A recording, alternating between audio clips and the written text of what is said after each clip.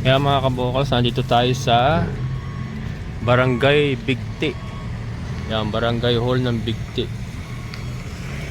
Dito ang meet up point namin. Ito, papa LBC ko yan eh. Nadaan pa tayo sa LBC mamaya. Ito yung i-deliver natin. Yan, 50 pieces na Napier grass, Napier cuttings, at saka may Madre de Agua din yung mga kabokals. Ngayon na ito mga kabokals, may pagasolina to yung ating deliver na to. May pagasolina yan. Kaya lang wala pa siya. Barangay Bigti. Sino mong taga Barangay Bigti, shoutout po sa inyo. Nandito po ako sa tapat ng inyong punong barangay. Ayan. Barangay Hall ng Bigti, San Jose del Monte. Ganda nito. Gulayan ng barangay, community garden. Meron sila mga tanim na gulay, alugbati. Sarap sa munggo yan. Ayan mga kabokals. Ay, thank you. Ito sir, yung ano. Ito pwede pa putulin to yung mga to eh. Ayan. May ano yan eh, may dagdag din yan sir. Dito na rin yung mga maduro dagdag. Oo, pinaghalo ko na yan sa ilalim. Ayan. Alam mo na sir yung tanim to? Oo, yung maduro dagwa? Ito.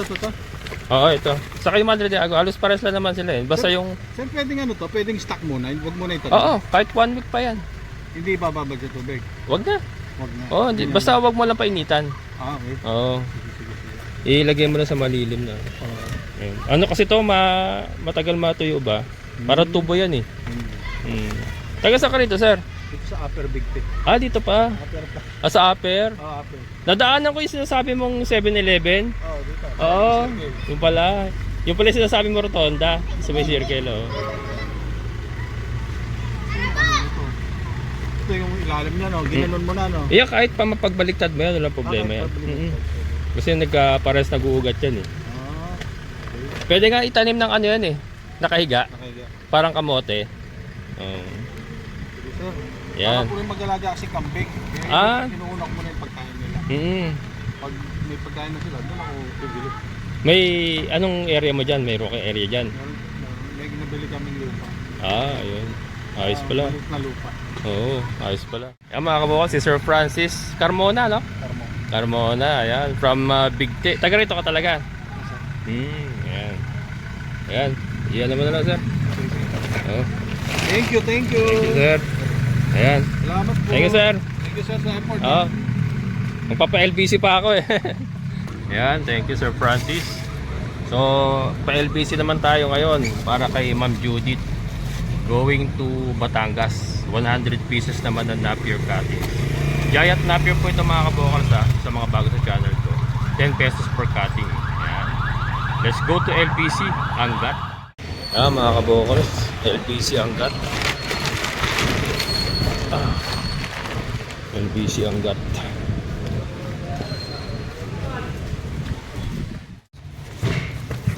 Sakto sa large.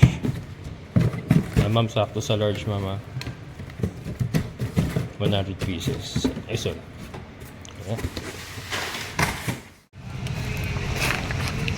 Ayan mga kabokals, padala na natin 100 pieces para magkaroon kayo ng idea kung magkano inaabot yung 100 pieces lang 100 pieces lang na Napier grass. 1136 mga kabokals.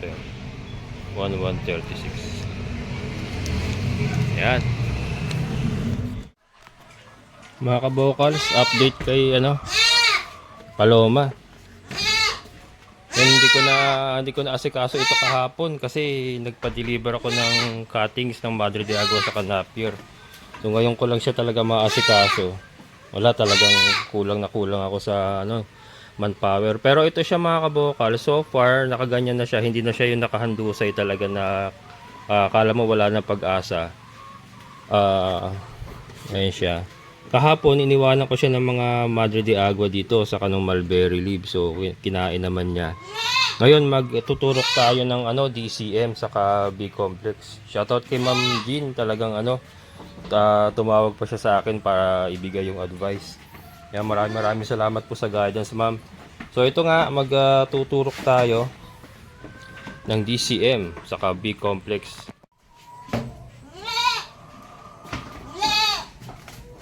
Yan, ito mga kabokals, DCM 5ml.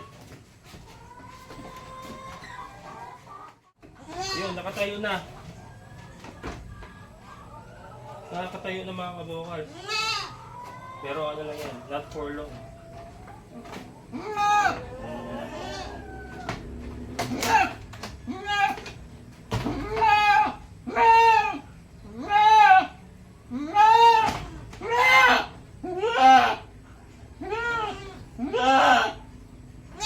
Yan.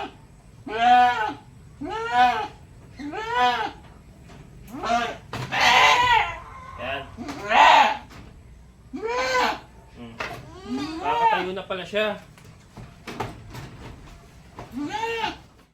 Yan. Ito na po, B-complex 3.5 ml.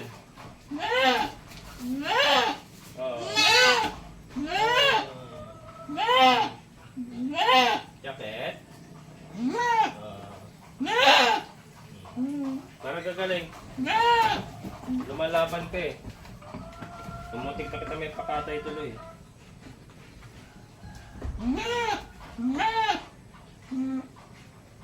Sa kabilang naman tayo mga kabokals. Sa kabilang hita naman tayo sa kabila.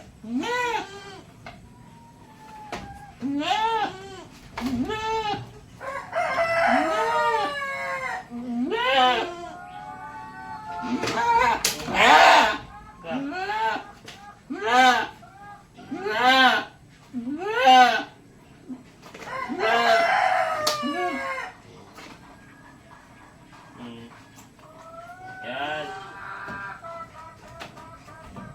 Bukas ulit. 3 days daw ito mga nanginginig siya oh. Nakakatayo siya, pero nanginginig siya.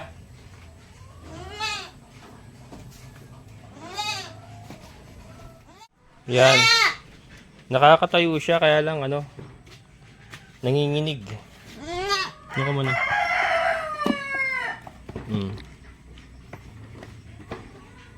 Balikan kita mamaya ha.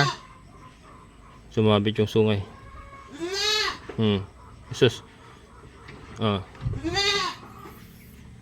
Yan, balikan natin mamaya mga kabokals. Masakit dalawang injection eh. Pero at least kanina 'di ba nakita natin na nakatayo siya kaya lang nanginginig.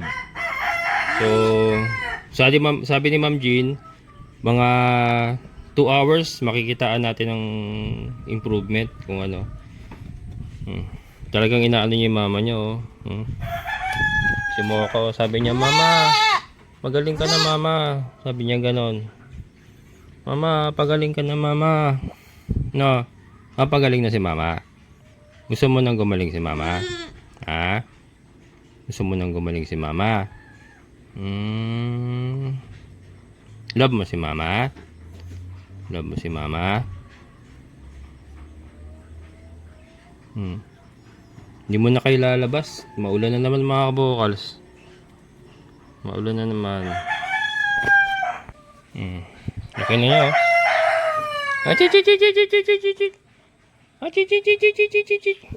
Landi mga kabokals. Gustong gusto. Asus. Ay binibigay pa talaga. Asus. Talaga ibinibigay pa. Asus.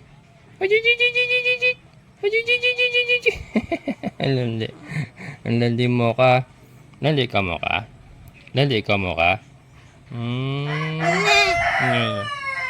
Ayan.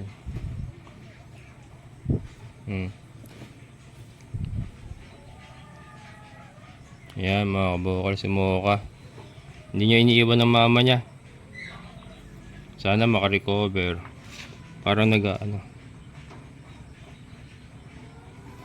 nagluluha siya. Hindi, yan. Tignan natin mamaya. Observe natin mga kabokals. So yan, balikan natin sila mamaya. Magsasakati pa ako. At saka linis tayo ng kulungan. Hindi pa ako nakapaglinis ng kulungan eh. Magpapakain pa ako ng ibang mga alaga muna. At saka ako makapagsasakate. Ayan, balik tayo mamaya. Ayun, may umaraw na. Ayun, nasikate siya ng araw. Araw, ulan. May kinakasal na kapre. Ayan, mamaya mga kabokals, update ko kayo.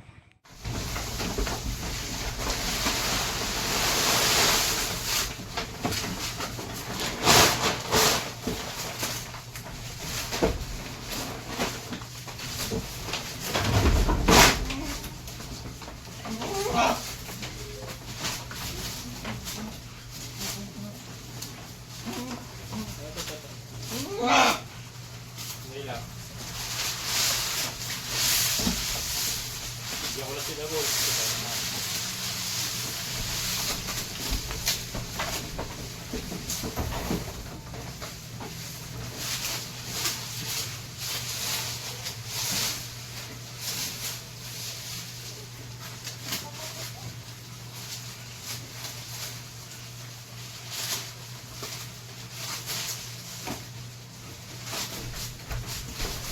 Ayan mga kabokat. Yung ating galas napkin. Ayan. Ito po yung package na diniliver natin sa ako sa ating LBC. Tayo na kambing, baka, pati baka.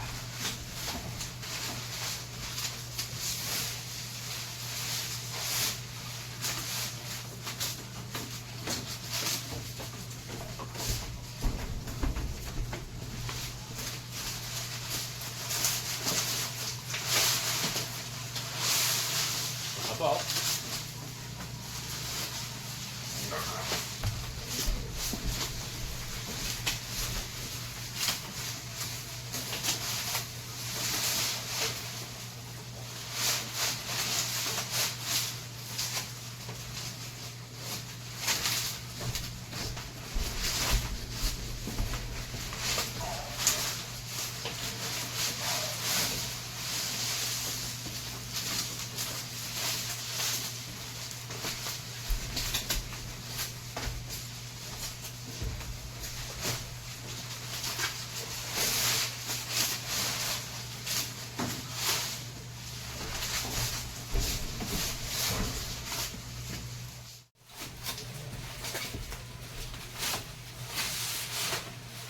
Sa mga kabukas para kay Paloma. Itatali natin para kasi hindi ka siya makatayo para maabot-abot na naman.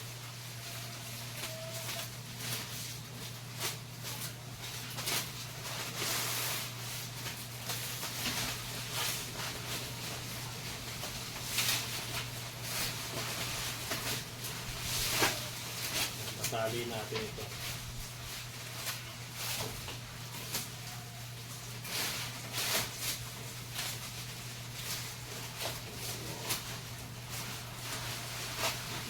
Pili ako ng ano ng medyo malamot.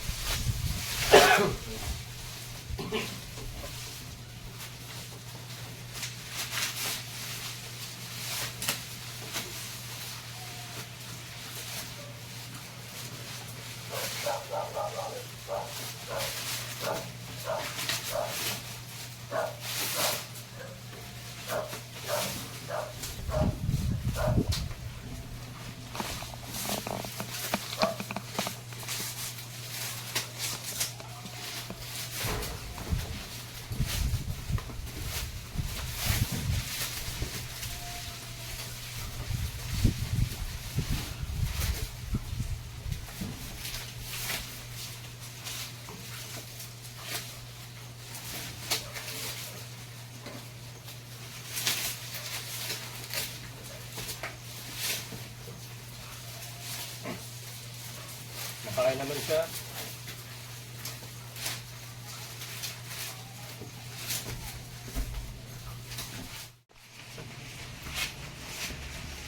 Ayan. Makain naman siya mga kabukals. Kaya lang hindi pa rin makatayo. Pero importante kumakain. Ayan. Sana makarecover. Pero yung ano kasi yung given yung mga responses niya, tingin ko makaka-recover. Ayan. Ano, parang lashing eh. Lashing eh. Parang lasing. Parang napolyo nga, sabi nga ni Ma'am Jean. Yung mga ganyang kaso pala mga kabokals. Yung parang napopolyo yung mga kambing. Minsan, ang initial kasi na assessment ko, yung ganun kasi parang napolyo. Either na lason or na stroke, 'di ba? Para sa ating mga hindi naman masyadong maalam sa pagkakambing. Ang initial na isipin talaga natin kagad is na lason or na heat stroke, ganun. Kasi nga bigla siyang hindi makatayo, parang napolyo nga. Yung pala, ano pala yan, may mga ano pala yan, vitamin deficiency. Yung vitamin deficiency pala sa kambing mga kabukals, malaki pala ang epekto sa kanila nun. Yung bigla ang pagbagsak ng potassium, ng iba pang minerals sa katawan nila. Kaya yung, di ba, yung mga malalaking farm, meron silang mineral block. Kasi para maiwasan po yung mineral deficiency. Napaka-importante pala nun. So yun, mga unti-unti po nating nalalaman dahil na rin po sa guidance sa ating viewer, lalo na si Ma'am Jean. Maraming salamat. At talagang nag-effort pa siya talaga na tumawag sa akin kanina. At yun nga yung advice niya sa akin, magturok ng DCM saka B12 kasi possible nga na vitamin deficiency. Kasi kung nalason siya, dapat patay na eh, 'di ba?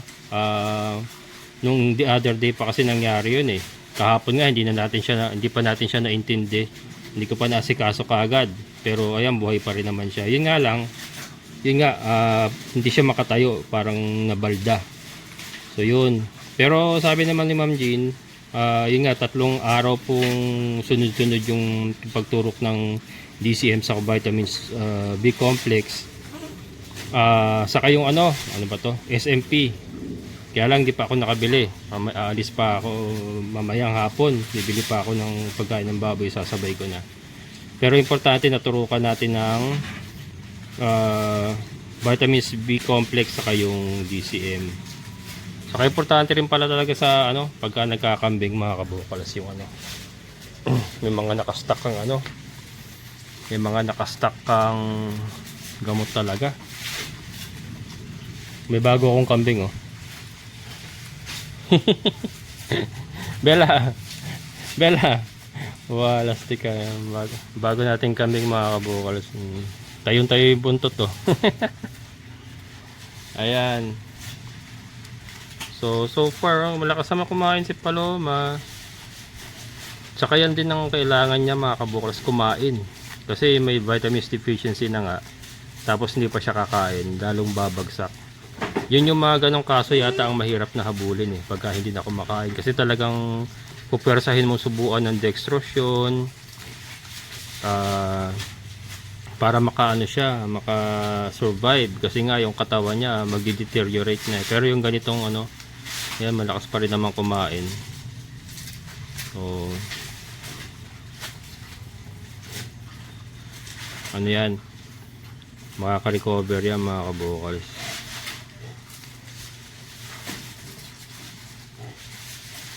Nung mga nakaraan, di ba, sabi ko medyo nahihirapan na ako. Aminin ko mga kabukals, nasa edge na ako ng isuko yung mga kambing. Sabi ko kay Lord, bigyan mo na lang ako ng sign, Lord. Ng sign, isusuko ko na. So yung nagkasakit siya, sabi ko ito na yata yung sign. Diba sabi ko nga papakatay ko na lang, hindi ko nagagamutin. Ito na yata yung sign.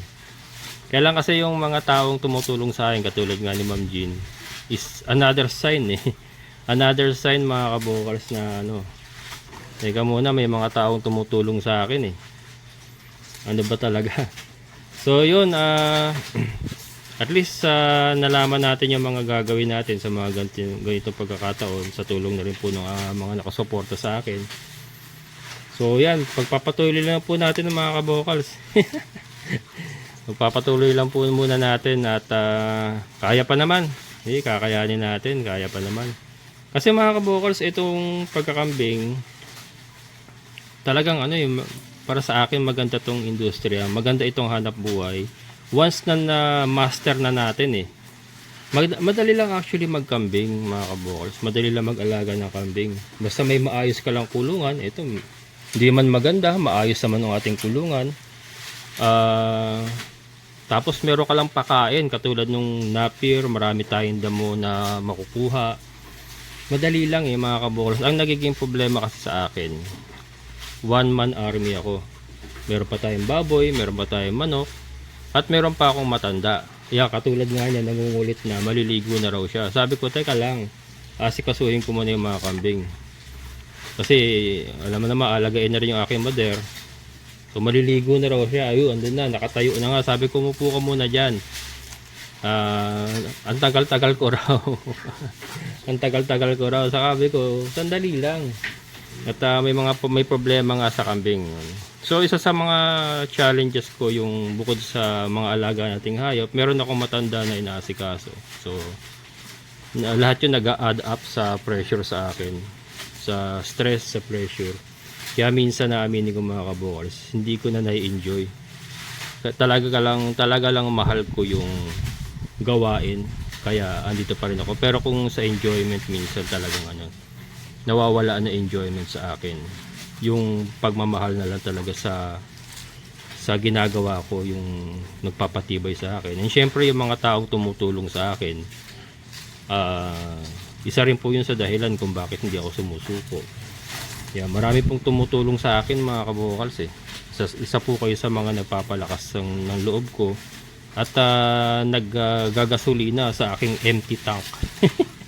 Minsan nauubusan na ako ng gasolina sa katawan mga kabukals. Diba sabi ko nga pagka burnout na ako,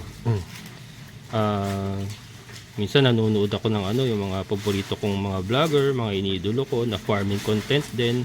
Kasi minsan mga kabukals yung pagbablog, isa rin po sa nakakadagdag sa mahirap mag-vlog mga kabukals. Akala lang ng iba madali, pero mahirap mag-vlog.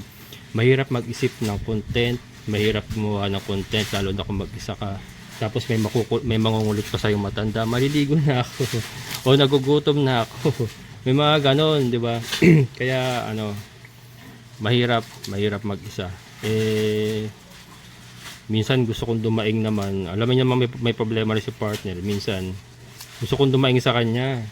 Kaya lang, wag na lang. Kasi alam ko na may pinagdadaanan din So, makakadagdag pa ako sa siya mismo kasi under stress na sa kalagayan niya.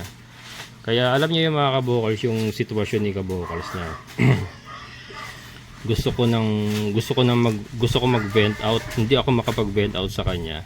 Kasi alam ko siya mismo problemado na. So sinasarili ko na lang. Pero hindi ko, hirap na talaga mga kabukals. Hirap na pagod na ang katawan at ang isip. Pero ayan si Paloma, kamuti ka na makatay. Tatawagin ko na dapat si Sir Pansoy yung kaibigan natin taga phase 2. Aayain ko na sana katayin namin ito. Hati na lang kami. Sir, shoutout kay Sir Pansoy. Yan, naunsya mo yung na mahilig din sa kambing yun So yun. Kaya lang. So yun mga kabukals, lumalaban naman si Paloma. So ayalan natin siyang lumaban at tayo naman patuloy ding lumaban. Lumaban hanggang sa kaya pang lumaban. Pag hindi na kaya lumaban, huwag ka nang lumaban. Ayan. Oy, dito ka oy. Pasok. Pasok. Doon na, hindi ka na lalabas doon. Dali, doon. Kulit ah.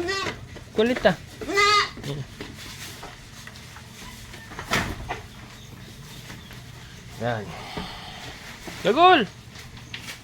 Brother!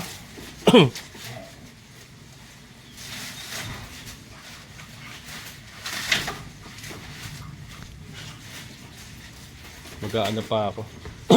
Kailangan makapag-stock lang, may stock lang tayo na damo mga kabukals. Madali lang eh. Yun nga lang ang nagpapahirap nga sa akin kasi marami akong ibang obligasyon pa. Pero kung may nakastock tayong damo, sa ganitong tag-ulan, walang problema pagkakambing eh. Napakadali magkambing. Kung let's say nakatuto ka lang talaga sa pagkakambing or may mga tauhan ka na gagawa ng trabaho para sa'yo. Ayun, dumulas pa yung kamay ko. Yun, madali lang magkambing. At saka once na nakuha mo talaga yung technique, yun nga, pagka may sakit, vitamin deficiency, mga ganyan, alam mo na kagad yung gagawin mo, madali lang. Ang maganda sa kambing mga kabukals, hindi ka problema sa feeds. Yung katulad ng baboy. Yung baboy hindi masyado kasi naka 50% Madre de Agua tayo. Yung layers, ayan, layers naka 100% feed sila. Pera talaga, pera. Pagka naubusan ka ng pera, which is nangyayari sa akin minsan, talagang natitipid din sila. Ang resulta nun, bumabagsak yung production, yung egg production. Unlike sa kambing, walang problema kasi basta may lakas at masipag ka lang magdamo or magsakate, meron silang kakainin na walang bayad, walang masyadong gastos. So, kaya nasabi ko naman, maganda rin talaga ang pagkakambing kung once na maayos talaga natin ang sistema eh. Yan. Oras lang talaga ako eh. Kulang na ako sa oras at kulang ako sa manpower mga kabukals. Pero sabi ko nga balang araw. Hindi naman tayo habang buhay na ganito mga kabukals. Siyempre tumatanda na rin ako. Pagka hindi na kaya ng katawan ko, obligado na rin talaga akong kumuha ng labor. Or let's say napaganda natin yung ating kabuhayan dito. Nag-expand talaga tayo. Let's say itong kambingan natin, napalaki natin. Kukuha tayo ng tauhan talaga na syempre kung meron na tayong kakayanan talaga na magpasahod ng tao kasi mahirap namang kukuha ka ng taong sasahuran mo pero wala ka ng palang pondo, wala kang bala, kumbaga wala kang bala. So ang tao iiwanan ka rin pag hindi mo napasweldo na maayos yan. O minsan lulukuhin ka, gagawa ka ng hindi maganda, di ba? Well, meron din naman mga tao na kahit anong pakikisama mo, kahit anong ganda ng pakikisama mo, lulukuhin ka pa rin at gagawin ka pa rin ng masama. So, yun din naman yun ang problema rin. Kaya kailangan makahanap talaga ng maayos na tao na yun talagang may takot sa Diyos at maayos ang pag-iisip. Diba? So, yun.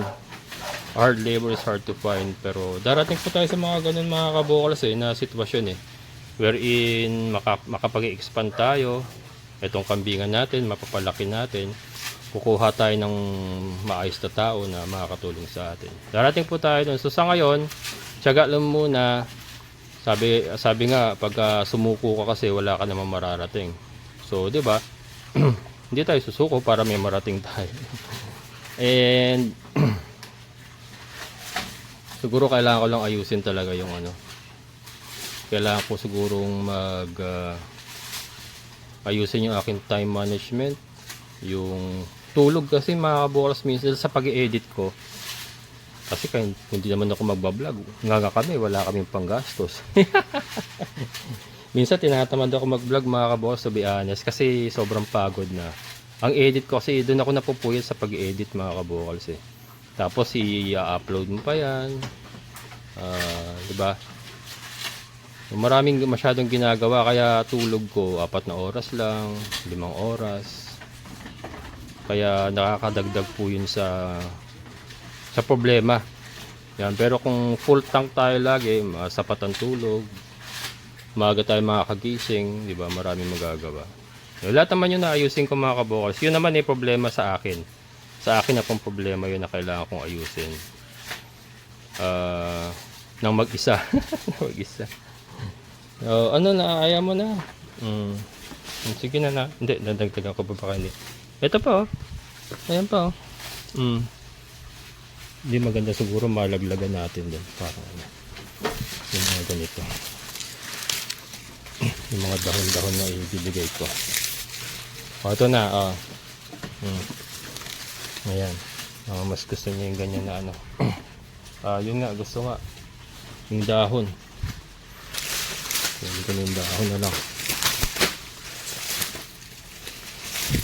Wala, makakain dito naman. Marami kasi. Ayan. Sige. Ayan. Kain ka na kain ha. Para lumakas. Ayan mga kabokals. Maraming salamat. Hanggang dito na lang.